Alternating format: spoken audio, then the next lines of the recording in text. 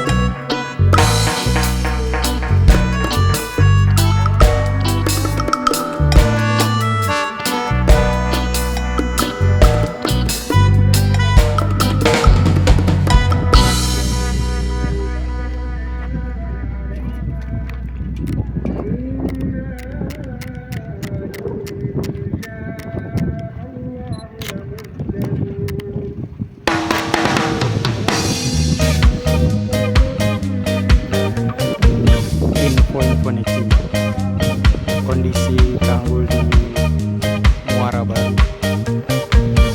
Kenaikan air rob hingga membuat tanggul bocor nih.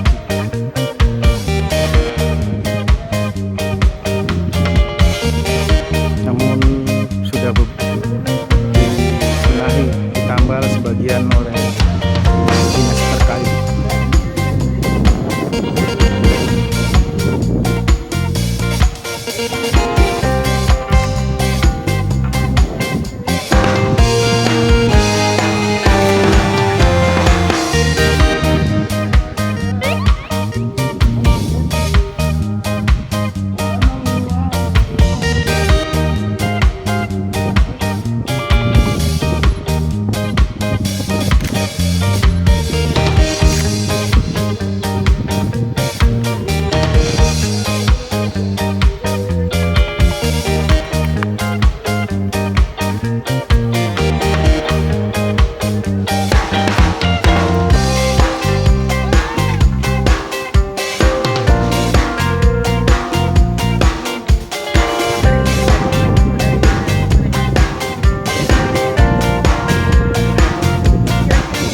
Abang lihat Di sini sama di sono yang parah pojok sono nih. pojok tuh air lautnya meluap ke Air laut. daratan. Iya, Sampai Deras bang bocornya. iya deras. deras.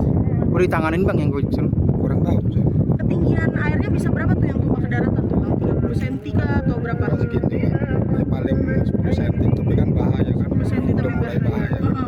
Bang, tapi kan kalau yang saya tahu nih bang, ini kan sering bocor ya bang, udah bertahun-tahun ya bang ya. Abang sendiri sebagai warga sini taunya kapan sih ini mulai bocornya? Udah lama sih ini. Berapa tahun kira-kira bang? Tahu ya, udah lama sih. Ada 10 tahun bang. Nggak ada ya. Ya, Sejak tahun berapa deh? ya ini masih penting lah. Udah ditembok sama waktu zaman Ahok. Masih penting kalau nggak ditembok ya udah Masuk ya. jebol kali. Nah ini mulai bocor-bocor di tahun berapa? Kalau mulai bocor ya tahu ya. Kalau yang ini mau rembesan ini mau berapa? Paling 3 tahunan, 4 tahun lah. 3 sampai 4 tahun ya, Tapi Bang. waktu mau ditangani Ahok mau udah bocor. Tanggulnya sendiri dibangun dari Zamannya Ahok ini. Oh ini zamannya Ahok. Kalau nggak kena zamannya Ahok ya udah jebol kali. Bang, tapi sebagai warga yang ini abang berarti tinggalnya di belakang tanggul ini bang? RT berapa itu? Sini saya di RT 14 ini. RW? Saya RW 17. Itu takut gak sih bang kalau misalkan suatu saat tanggulnya jebol gitu? Khawatir gak sih? Kalau jebol mah pasti takut lah. Kalau jebol orang lautnya udah tinggi. Itu kan ada musola juga udah tenggelam. Iya, udah. Kalau harapan abang sendiri sebagai warga nih gimana sih bang? Untuk pemerintah bang? Karena kan ini cuma ditambal-tambal doang bang, sementara doang. Ya diperbaikin lebih bagus lagi lah. Pengen ada pembangunan tanggul baru gak sih bang yang lebih kokoh? Ya harus itu. Pengen. Iya. Situ juga Dung Pompa juga itu juga udah ngeri juga itu Yang Dung mana? Pompa. Dung Pompa situ pintu air. Oh iya, yang sering rembes jalan becek ya? Itu juga ngeri itu. Itu masih mending ada sekarang udah mulai dicor-cor tuh ya. Udah mending dulu banjir langganan. Kalau sini cuman luber, kalau di sana luber, kalau di sini bocor. Oh, kalau di sana lebih parah ya, yang dekat musola Pojok. tenggelam kan? Enggak, sononya lagi. Oh, yang deket gudang tuh. Di gudang di situ tuh. Tapi ini belum, tapi nggak sampai masuk ke bawah kan? Nah, langsung terbang ke Waduk Pluit. Ini kan di sini langsung ke Waduk Pluit. Makanya masuk ke sini, di sini depan situ kan banjir kan. Terbuang ke sana. Bang, di sekitar sini di rumah-rumah ini ada berapa RT sih bang? Kurang tahu, saya juga ngontrak di sini. Banyak sih. Ada berapa RT kurang lebih berapa? 15, RT 15, 14, 7. Banyak sih. RW 17 ada sih. Itu kalau jebol bisa ditambah berapa RT ya? Ya lumayan warganya yang Domini. Kalau misalnya gimana nih memandang permasalahan tanggul? Sebenarnya di luar di Eropa, di luar negeri ini ada banyak orang yang sudah tahu tentang masalah air laut yang naik di Jakarta. Karena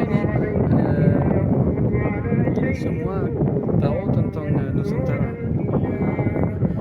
Tapi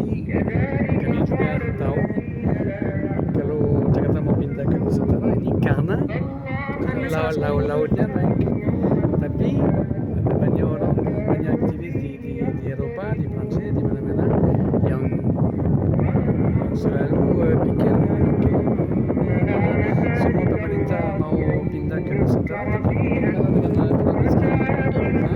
Terus ada banyak ini saya bawa kru dokumentari untuk cari solusi tentang proyek ikan.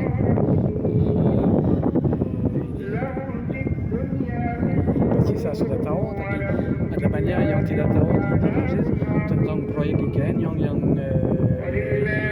tidak terlalu serius kan.